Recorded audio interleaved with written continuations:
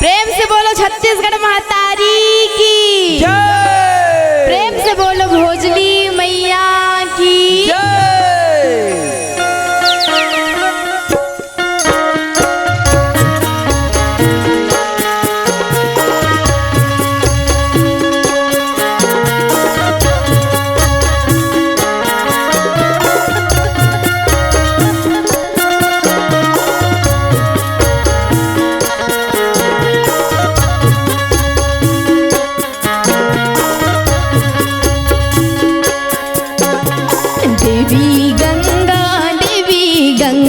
लहरा तो रंगा हो लहरा तो रंगा हमरो भुजली दाई के बिगे आठो अंगा देवी गंगा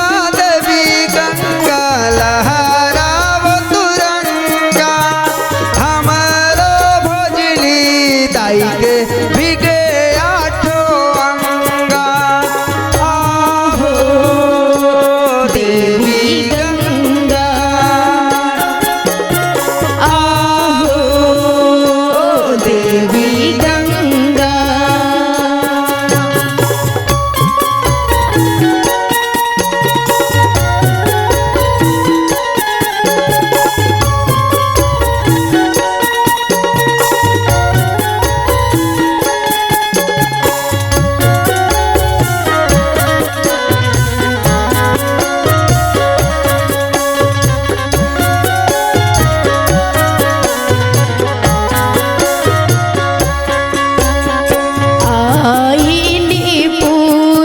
बोहाई डारन मलेगी बोहाई डारन मलेगी हमरो भोजली दाई के सोने सोने के कलेगी।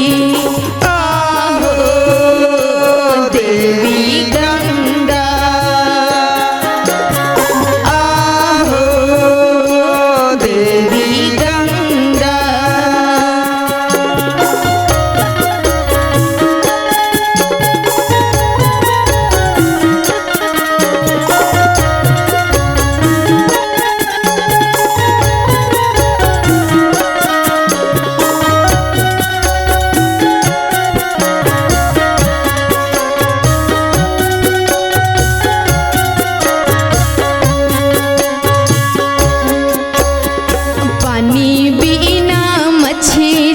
पावने बिना धाने पावने बिना धाने हमरो भोजली दाई की तरी से पराने। आहो देवी गंगा, आहो देवी गंगा।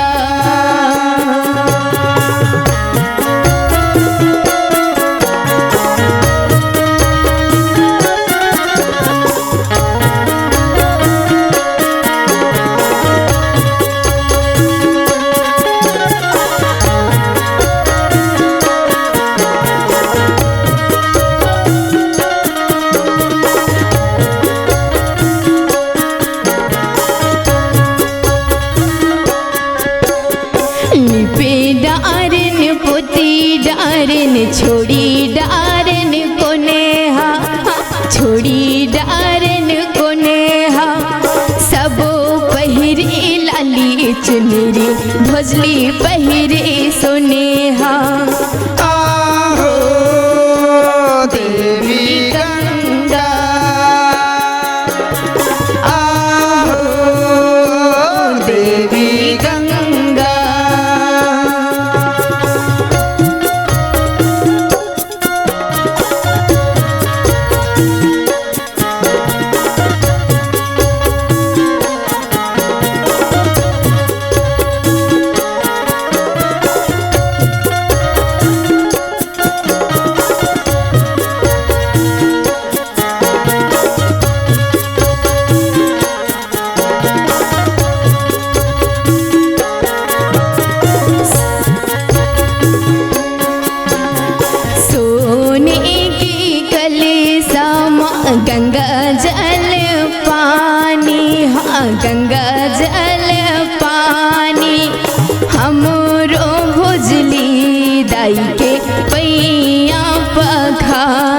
में आहो देवी गंगा आहो देवी गंगा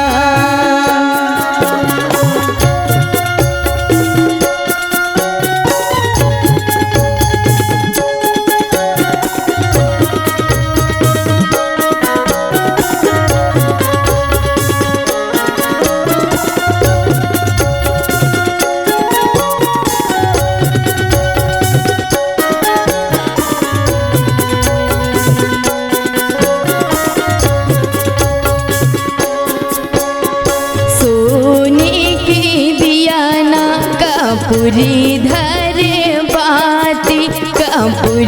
धरे बाती हमरो भोजली दाई के आरती उतारी आहो देवी गंगा आहो देवी गंगा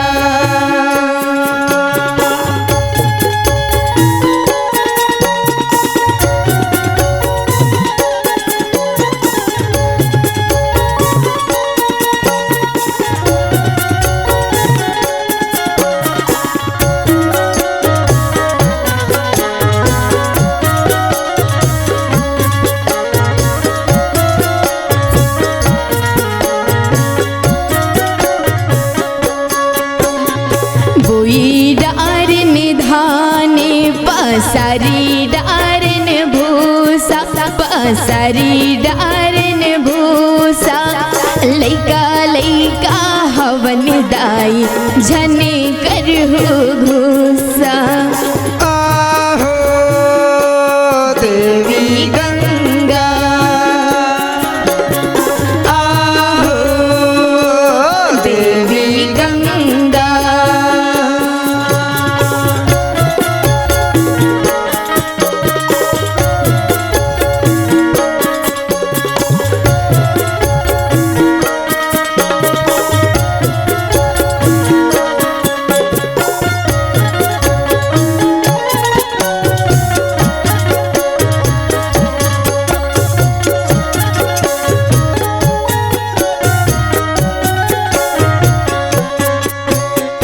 दूध मांगिन बुद्ध मांगिन मांगिन आसी से हाँ मांगिन आसी से जुग जुग जियो भोजली लाखों बरी से जुग जुग जियो भोजली लाखों बरी से आहो देवी गंगा आहो देवी गंगा देवी